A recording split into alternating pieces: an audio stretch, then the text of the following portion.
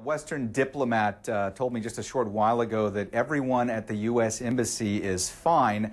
No more details at this point as to whether the U.S. Embassy was actually evacuated yet or not, but there has been a lot of concern from Yemeni officials that I've been speaking with today that this actually happened. Now, what we've been told is between 10 and 11 this morning, eyewitnesses on the ground tell us that between 2,000 to 3,000 angry demonstrators started marching towards the U.S. Embassy. That's in the capital of Yemen, in Sana'a, and that they were effectively able to get to the wall, and many of them were able to breach the wall at the embassy compound. How exactly that happened, we're not sure at this point, but we're told that at least 1,000 Yemeni security officials were deployed, that they came out around the embassy, that first they fired warning shots into the air to try to disperse the crowd, then they started deploying water cannons to try to disperse the crowd. We're told at this hour that the crowd is primarily dispersed, that whereas there were thousands out before, now there's only tens, that they are quite a lot further away from the embassy than they initially were, and we're told from Interior Ministry officials in Yemen that security forces there have been ordered to shoot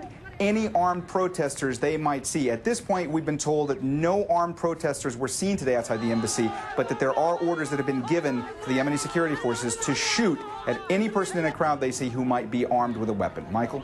Yeah, a point we raised with Ian Lee in Cairo yesterday, Mohammed. You've been to this embassy many times. It is a very well-protected building. How could protesters get that close? Michael, that is the key question that is being asked today. As you said, I've been there many times. This is essentially a fortress.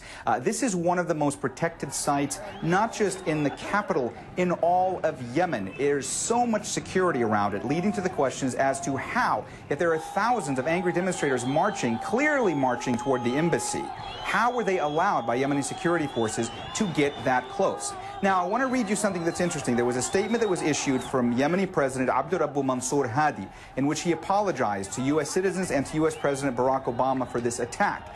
In that statement, he went on to say, he highlighted that the divisions among Yemen's security and military forces due to the events of 2011 have contributed to the amplification of the incident. Now, essentially what he's saying here is that because there have been so many divisions in the past 2 years between the various factions of the security forces in Yemen, that because there are still these divisions that exist, that's made it possible for a situation to exist in which this many demonstrators could get this close to the U.S. Embassy.